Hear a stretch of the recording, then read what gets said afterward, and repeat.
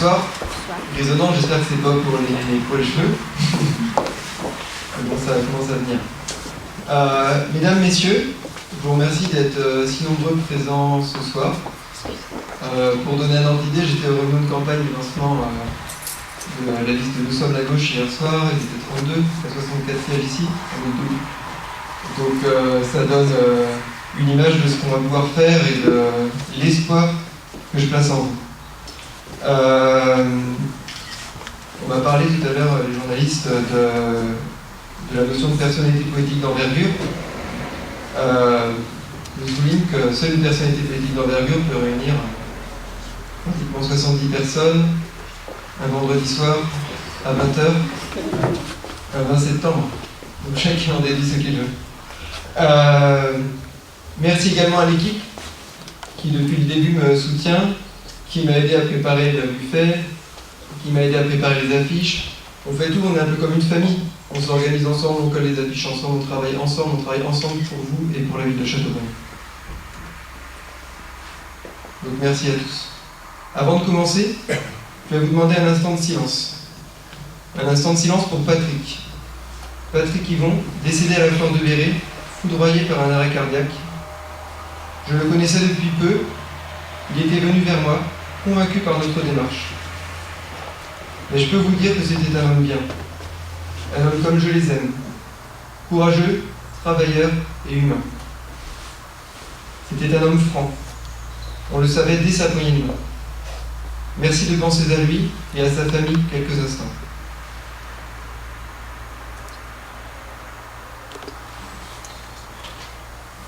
Je vous remercie. Ce soir, je vais vous parler avec le cœur. Car finalement, il n'y a que ça qui compte. Je vais vous confier ce que j'ai en moi, en toute franchise, puis vous laisser juger. Je vous avoue mon émotion, ma fierté, ainsi que ma peur, peut-être que ça s'entend dans ma voix, d'être ici devant vous, après avoir pris une décision si importante. Je pourrais faire une longue introduction sur la difficulté de l'engagement politique, surtout dans une communauté dans laquelle on vit, dans laquelle on a des souvenirs d'une enfance, d'une adolescence, et la réalité d'une vie professionnelle et familiale se mêle. Je pourrais vous le dire, car tout ceci est vrai. Mais franchement, et entre nous, on s'engage parce qu'on en a envie. On s'engage parce qu'on a la conviction de pouvoir faire. Il y a des risques, il y a des coups à prendre. Et j'en ai déjà pris. Mais j'ai la certitude que Châteaubriand justifie ces risques. Je sais que pour vous, j'aurai toujours envie de me battre. Je suis là pour vous dire si, oui ou non, je veux devenir maire de Châteaubriand. Et surtout, pourquoi. Alors je ne vais pas tourner autour du pot. C'est pas mon caractère. J'aime les gens directs, j'aime les gens francs. Voici ma décision. Oui, je serai candidat à la mairie de Châteaubriand. Pourquoi? La raison est toute simple. Parce que j'aime notre ville. J'aime notre ville et j'ai la conviction de pouvoir la faire grandir. Parfois, on me parle d'arrogance dans ma démarche. Parce que j'aurais dit, j'accepterais un Laino sur ma liste, ce serait prétentieux. Alors même que je répondais à une question, on me demandait si moi, je serais peut-être éventuellement accepté sur la sienne. Mais il n'y a pas d'arrogance à se placer au même niveau qu'un concurrent dans une campagne politique. Monsieur Huneau m'aurait proposé par voie de presse d'intégrer son équipe. Y auriez-vous vu de l'arrogance? Cette différence de traitement et l'idée véhiculée par Monsieur Huneau que rien de mieux ne peut être fait, n'est-elle pas là la marque de l'arrogance? On me dit être élu maire sans avoir été conseiller municipal. Et pourquoi pas? Je félicite d'ailleurs Alain Huneau de l'avoir fait en son temps. Il en avait les compétences, je les ai également. Quand toutes les mains tendues se trouvent confrontées à l'immobilisme, une seule solution, se battre pour ce que l'on aime. Et j'aime Châteaubriand. Il ne faut pas confondre arrogance et panache. Châteaubriand n'a pas besoin d'arrogance. Mais Châteaubriand a besoin de panache et de dynamisme. Alors, où en sommes-nous aujourd'hui? Vous l'avez tous plus ou moins ressenti. Il existe chez les Castelbriantais un sentiment que l'on ne souhaite à aucun territoire. Il habite actuellement notre centre-ville, nos rues, et parfois même vos entreprises. Je veux bien évidemment parler du sentiment de déclin. Châteaubriand est en proie aujourd'hui à la stagnation. Elle semble être amoindrie, comme plongée dans l'inertie. Je ne rentrerai pas dans la critique, c'est trop facile. Vous ne m'entendrez jamais dire que tout ce qui a été fait a été mal fait. Ce serait petit, et encore plus, ce serait faux. Chacun de nos maires a eu la volonté sincère d'agir pour le bien de notre commune. Paul Lehar, tout d'abord, l'a soudée face aux tensions et aux divisions de l'après-guerre. Il l'a reconstruite, il l'a relancée. Monsieur Hunoupert, en 1959 déjà, l'a fait entrer dans la modernité par une politique urbanistique ambitieuse, avec notamment la construction de la ville rose. Martine Luron a fait sortir la ville de l'endettement. Elle a d'ailleurs eu la Marianne d'Or pour la gestion de la dette financière. Monsieur Hunofils a construit nombre d'infrastructures sportives notamment qui étaient nécessaires à l'épanouissement de nos familles et de nos jeunes. Chacun d'entre eux doit être remercié. Cependant, il est de notre devoir de dire, en tant que citoyens, il est de notre devoir de regarder les choses en face. Chateaubriand a atteint un palier, un seuil. Or, vous le savez, stagner signifie régresser. La ville doit donc faire le choix d'une politique plus dynamique. Entre nous, et j'y reviendrai, j'ai une conviction simple. C'est d'emploi dont la ville a besoin. Le développement économique doit être le moteur de notre action. J'entends déjà votre interrogation. Où les Castelbriantaises et Castelbriantais trouveront l'énergie nécessaire pour se lancer dans une telle démarche, pour se lancer dans une nouvelle dynamique. Mais cette énergie, c'est nous. C'est l'amour de notre ville. Car nous avons tous nous avons Chateaubriand au cœur. Cet amour dont je vous parle, ce n'est pas une vague idée, ce n'est pas un coup de com'. Il réside sur un principe simple qui doit nous pousser à toujours faire de notre mieux. Ne te demande pas, ce principe c'est le suivant, c'est ne te demande pas ce que Chateaubriand peut faire pour toi, demande-toi ce que tu peux faire pour Chateaubriand. Certains ont connu que je paraphrase Kennedy quand il s'adressait à la nation américaine. Mais c'est un principe tout à fait vrai. Avoir Chateaubriand au cœur, ce n'est pas sans conséquence sur nos actions, sur vos actions. Si chacun d'entre vous participe et s'engage dans des associations, dans des clubs, dans des projets, c'est parce que vous avez envie de faire avancer cette communauté qui nous unit. Et bien, il en va de même pour l'engagement politique. Vous portez en vous cette nouvelle dynamique. Vous portez en vous l'amour d'une ville. Cette nouvelle dynamique sera donc celle des Castelbriantaises et des Castelbriantais qui aiment leur ville. Des Castelbriantaises et des Castelbriantais qui veulent mettre leur énergie au service de la communauté.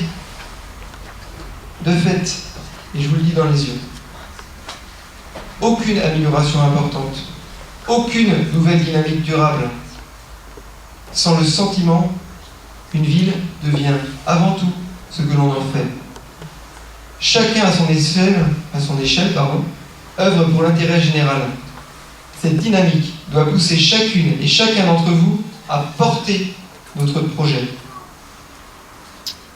Là, vous allez me dire, tout ça, ce sont de bien belles intentions, mais nous, ce qu'on veut, c'est des bases solides, c'est des faits, c'est du concret.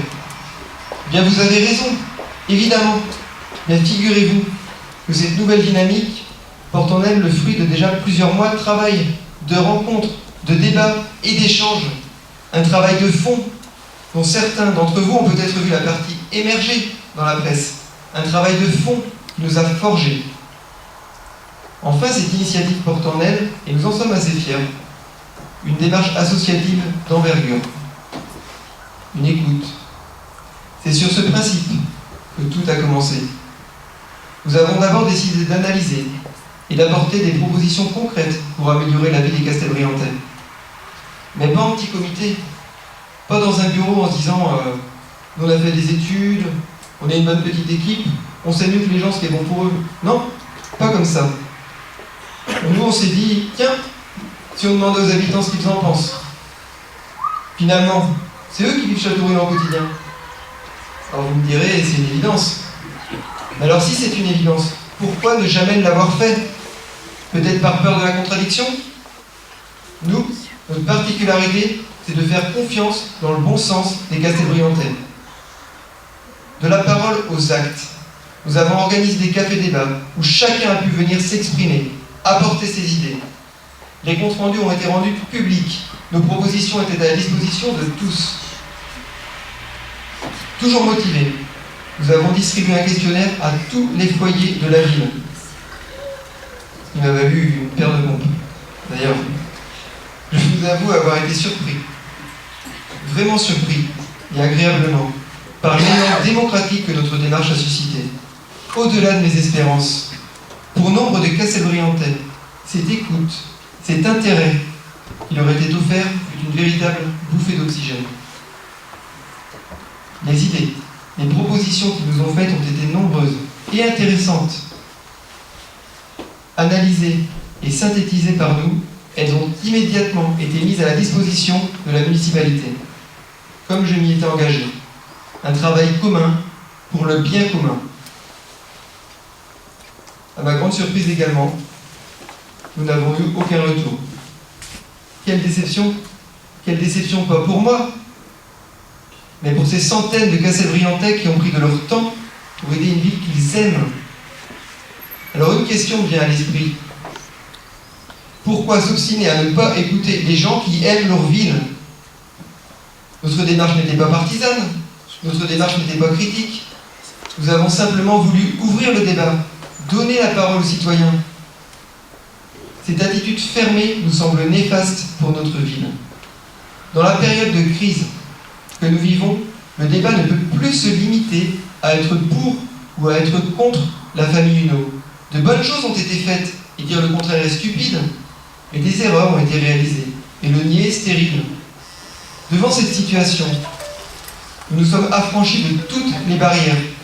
Nous n'avons gardé en tête qu'une question. La ville a-t-elle besoin de changement?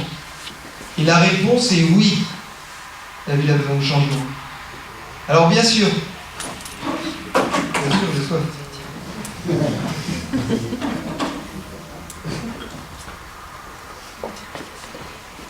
Alors bien sûr, cela ne se fera pas tout seul. Pour le changement dont la ville a besoin, il est indispensable de rassembler largement, dynamiser notre ville, que ce soit dans les domaines économiques ou encore culturels et sociaux.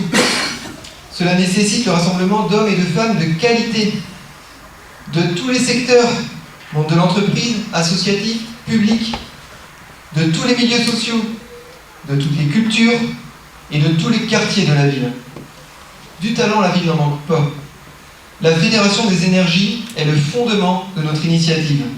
Hors de toute querelle politicienne, hors de tout esprit partisan, hors de tout esprit de clan, je vous le dis et je vous le répète, ni de gauche, ni de droite, ni du centre, pour Châteaubriand. Ce sont des élections municipales, il faut penser à l'échelle d'une ville. Alors j'en appelle aujourd'hui à ceux qui se reconnaissent dans notre projet, dans notre état d'esprit, dans notre détermination au service de la ville de Châteaubriand, à tous ceux qui ont Châteaubriand au cœur.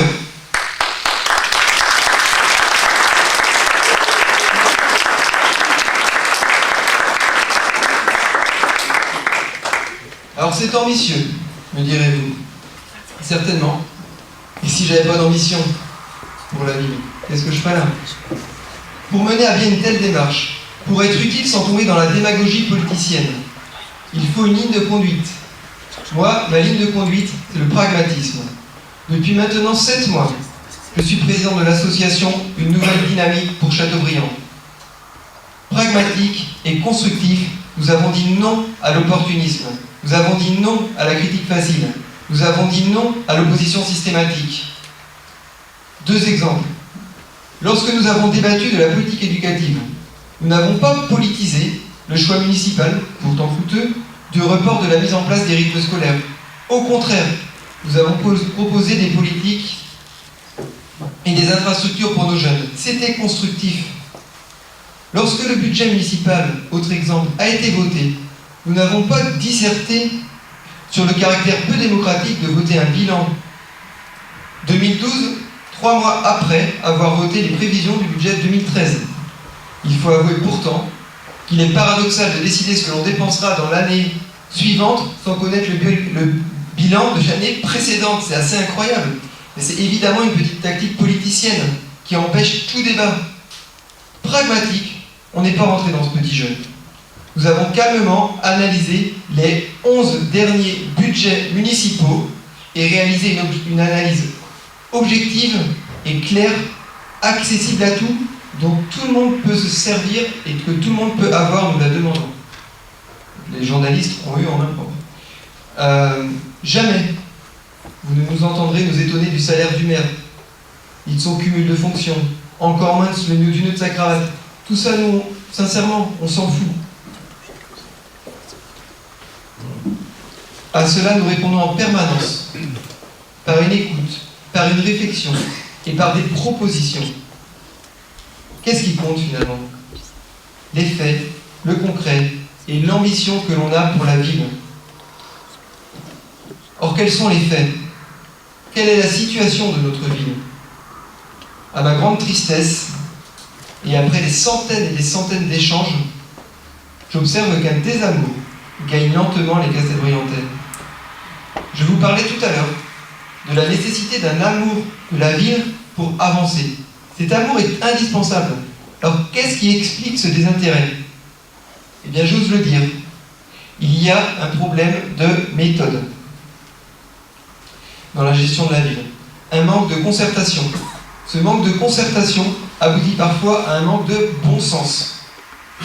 Comme le dit un ami à moi, il y a toujours plus d'intelligence dans plusieurs têtes que dans une. Quand un homme décide seul, même s'il est le plus intelligent, même s'il est le plus compétent du monde, il fait des erreurs. Et c'est humain. Les erreurs, vous en voulez des exemples, je vous en donne. Nos questionnaires ont fait émerger 2 erreurs principales dans la gestion de la ville de Châteaubriand. L'incroyable perte de place du parking du CMS. Pourquoi une place centrale coûteuse en stationnement qui va nous obliger à acheter un nouveau terrain pour faire un parking? Franchement, admettez qu'il serait quand même plus simple de reconnaître une erreur et de la corriger. La place de la Motte, autre exemple. Vous ne me direz pas qu'avec plus de concertation, il n'y aurait pas eu quelqu'un dans l'assistance qui aurait dit « Dites donc, vous ne pensez pas que tous ces rangements en créneau, ça va embêter les gens et perdre de la place ?» Ou bien, des ronds-points et priorités à droite. Tiens, ça ne me paraît pas très malin. Et oui, le bon sens. Certains rigolent, mais moi j'y crois. Ce mode de fonctionnement particulier aboutit à un état d'esprit particulier. Chacun d'entre nous, chacun des Castelbriantais le ressent confusément, comme une chape diffuse sur la ville. Certains font leur vie et sont heureux, mais il manque ce petit quelque chose. Il n'y a pas cette liberté de ton qui, associée à la certitude d'une équité de traitement, permet le vivre ensemble. La ville souffre d'un manque d'espoir, d'un manque de dynamisme et d'un manque de perspective d'amélioration. Dire cela, ça ne me fait pas plaisir. J'aurais voulu venir vous voir et vous dire tout va bien. D'ailleurs, je ne me présenterai pas, donc je ne serais peut-être pas venu vous voir. Tout devrait d'ailleurs aller bien quand on regarde les atouts incroyables de notre ville. Située au carrefour de 3 métropoles, rendez-vous compte. Mais il y a un problème, et ignorer un problème, c'est pas mon caractère. Moi, je crois qu'un problème ne s'ignore pas. Il se regarde en face, il s'affronte, il se résout. Alors, vos préoccupations sont nombreuses.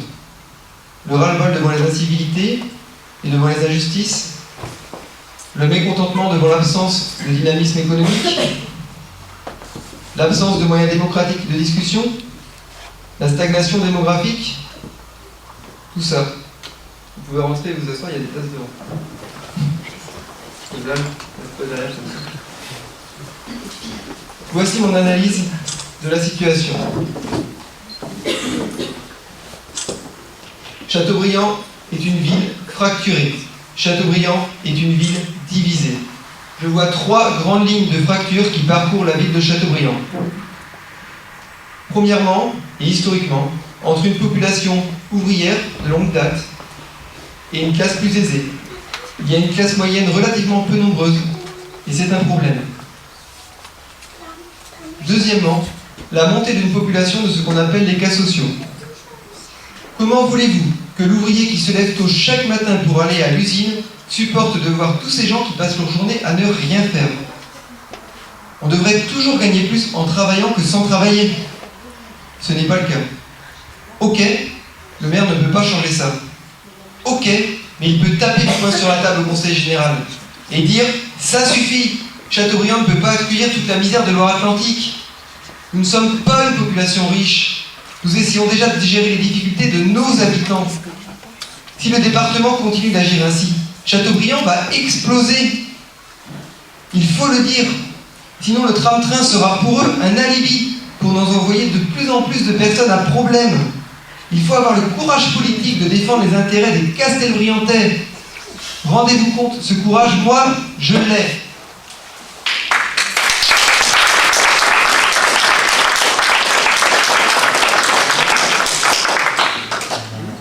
Enfin, et les nombreux retours du questionnaire obligent à parler d'une troisième fracture qui ne devrait plus être une fracture et qui ne devrait pas être une fracture.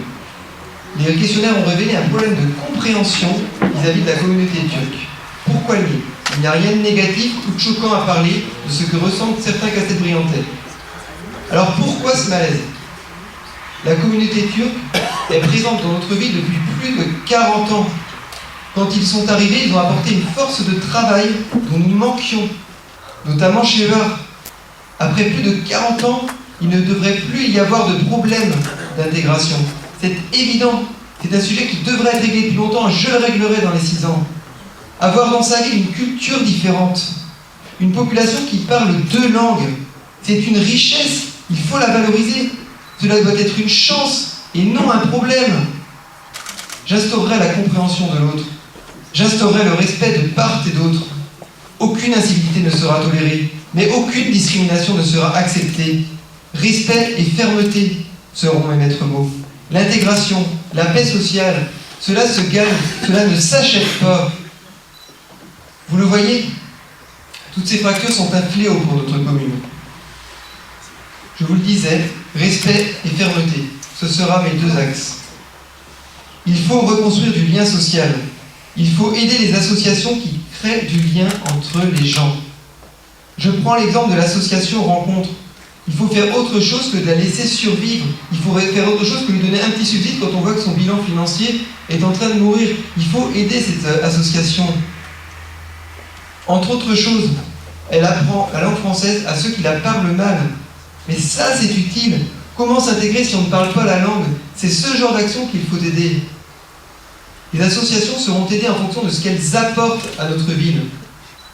En termes d'image, en termes de lien, avec des barèmes objectifs et sans clientélisme. Le lien social. Ce n'est pas seulement les associations.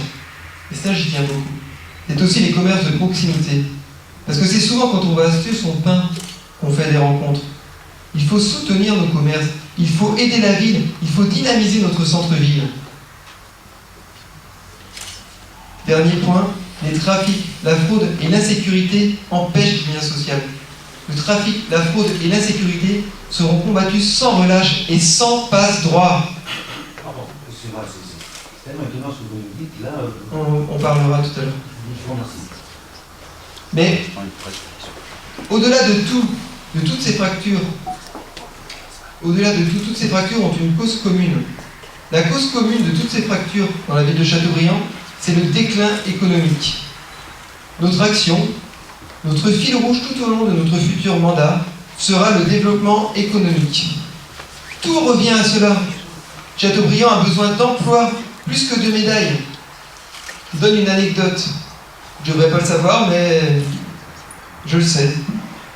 La ville de Châteaubriand, l'intercommunalité que vous avez tous reçue dans votre boîte aux lettres, un bulletin comme quoi c'était fabuleux, la ville de Châteaubriand était la ville la plus écologique, la plus machin.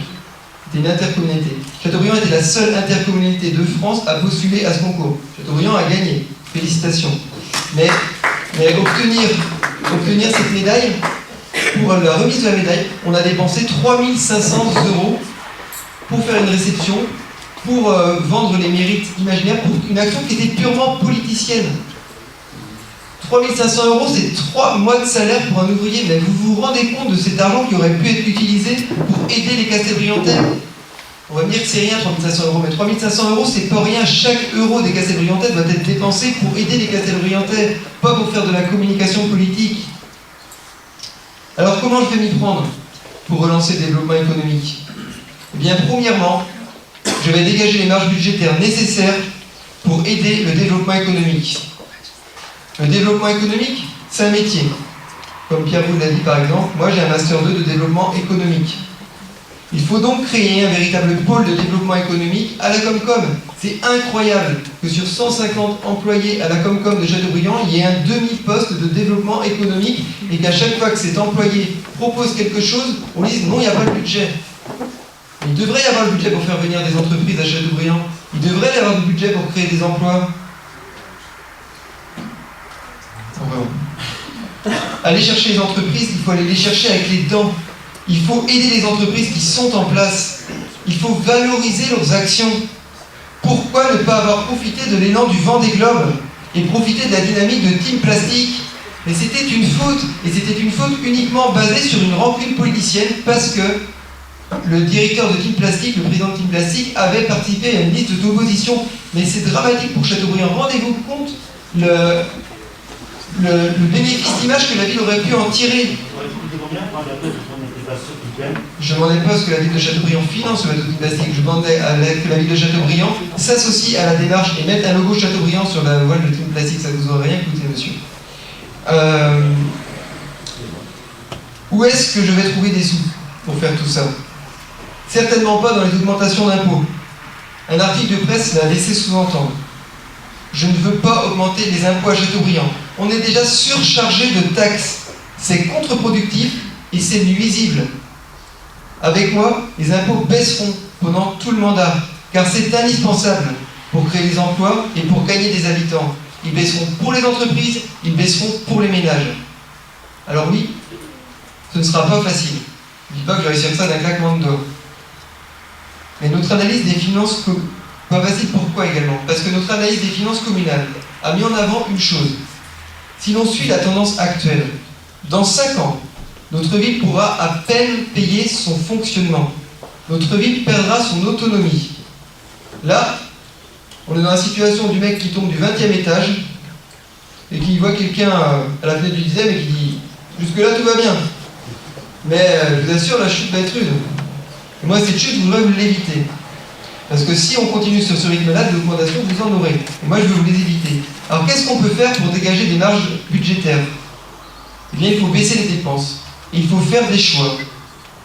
Je le dis, chaque employé doit être utile, pas de complaisance.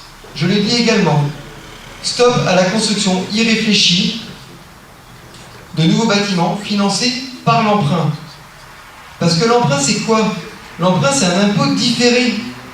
À la fin, on doit quand même payer, nous, nos enfants, une nouvelle piscine. Mais pourquoi pas? Mais pas une nouvelle piscine à 14 millions d'euros. On ne doit pas garder 2 piscines. Une nouvelle piscine, c'est 1 million d'euros par an. 2 piscines, c'est 2 millions d'euros d'entretien par an. On doit construire moins cher. On doit construire une piscine avec un bassin olympique dans le complexe. Et on doit économiser sur le coût d'entretien d'au moins une piscine.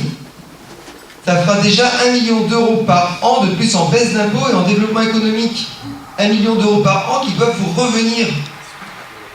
Je pose également la question d'un dojo à 2,5 millions d'euros, qui ne doit servir qu'à 230 personnes. Pourquoi les autres clubs de sport ne peuvent pas s'en servir? C'est quand même étonnant. Et je trouve aussi étonnant qu'une commune paye 2,5 millions d'euros pour construire un hangar. Franchement, il y a des chefs d'entreprise ici. Quel chef d'entreprise construit un hangar à 2,5 millions d'euros? Aucune entreprise ne construirait un hangar. Il n'y aurait aucune entreprise à Châteaubriand. 2,5 millions d'euros qui vous appartiennent, qu'on va vous prendre sur vos impôts pour construire un hangar qui servira à 220 ou 230, ou peut-être 250, parce qu'il va sûrement y avoir une augmentation du nombre de licenciés quand ils vont voir le bâtiment. Je dis pas le contraire, mais c'est pas normal.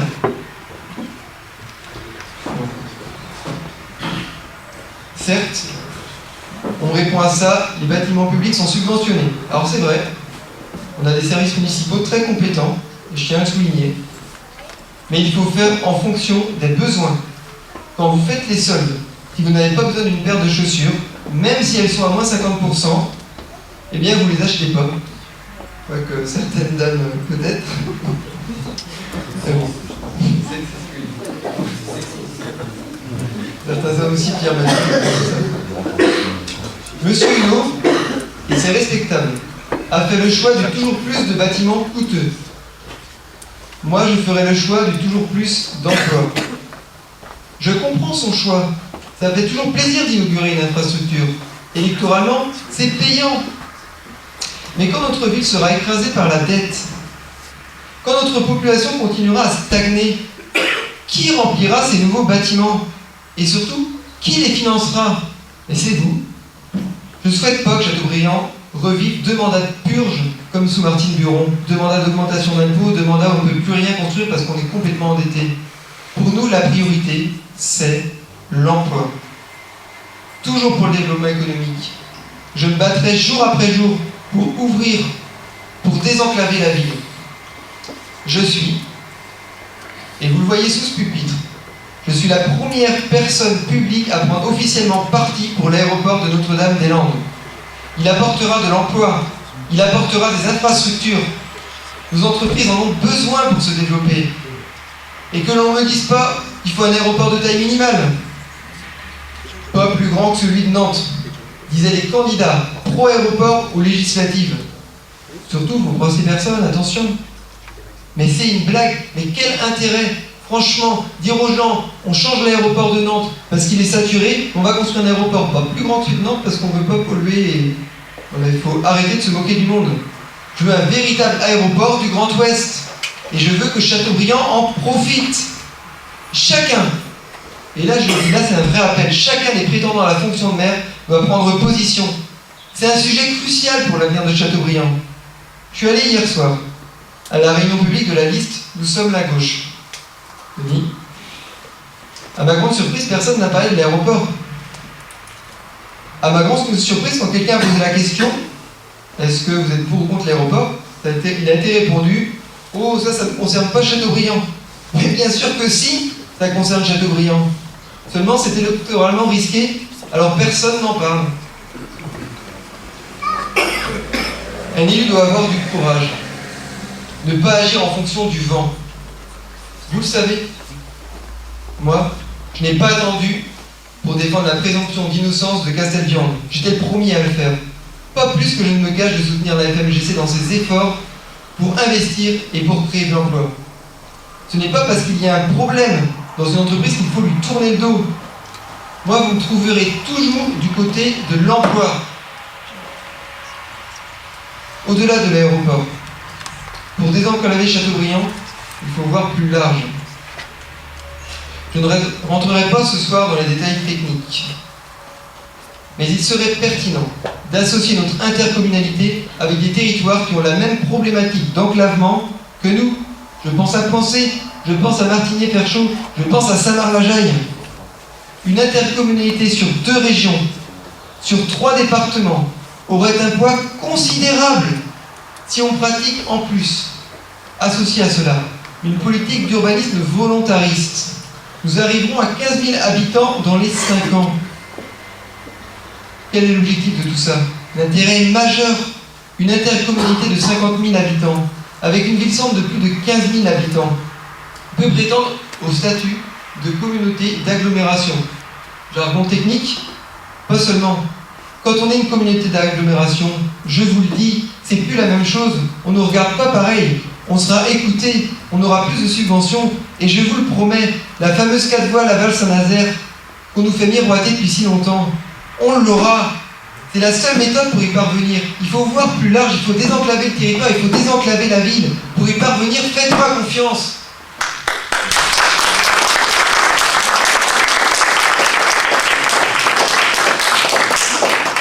Enfin, il faut d'urgence aider notre centre-ville. Il y va de l'attractivité de la ville.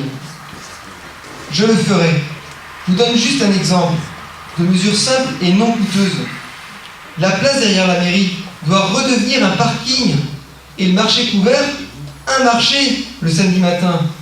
Ainsi, les gens remonteront la rue principale pour aller au marché et ils feront les boutiques. Le centre-ville de Châteaubriand sera enfin, comme le souhaite l'association Quartier Briand, la plus grande galerie commerciale de la ville. Donc vous le voyez, il y a tellement à faire pour mettre en place une nouvelle dynamique à Châteaubriand. Je pourrais continuer à vous parler des heures, je pourrais vous donner toutes nos idées, mais je vois que j'ai déjà été assez long, et je vois que vous avez soif, et je vois qu'il y a un beau buffet. Alors, je finirai sur cette note d'espoir. Tout est encore possible pour Châteaubriand. Cela ne dépend que de vous.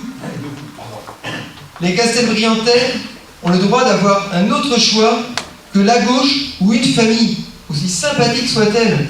Nous avons le droit au renouveau. Nous avons le droit de déplacer ce clivage stérile et passéiste. Nous avons besoin d'une nouvelle dynamique. Il y a 6 mois, quand j'annonçais une éventuelle candidature, certains souriaient.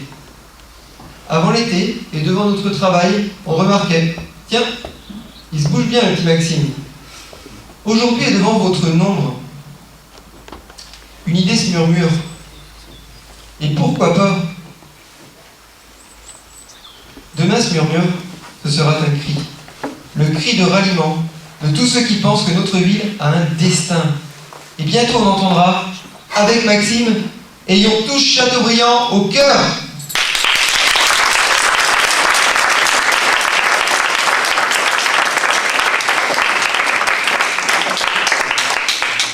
C'est une magnifique aventure qui commence. Alors je vous le dis, haut les cœurs et merci à tous.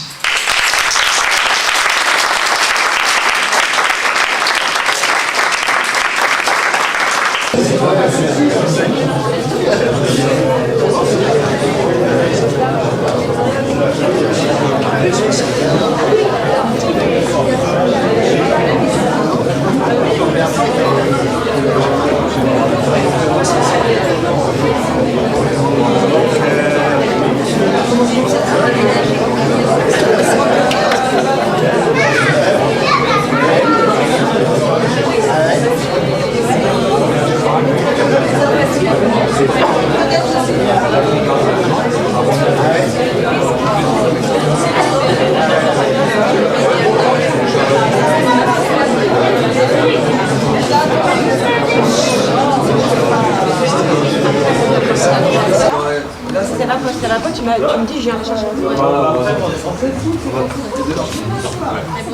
va faire un jeu bleu. Regardez quoi. Oh non! Oh non! Oh non, j'ai fait ma fille.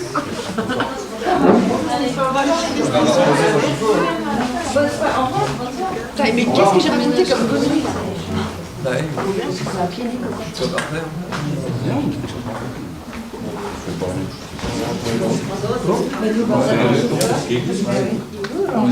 Oui, on est prêts. Ils sont tous ensemble? Oui, on est tous ensemble. Il y a un préparateur des football. Ouais. Bah tu pleures. J'ai acheté un yacht là il y a 3 semaines. Le machin il tombe en rade tous les 15 jours. Marie, je t'ai retrouvé. Salut.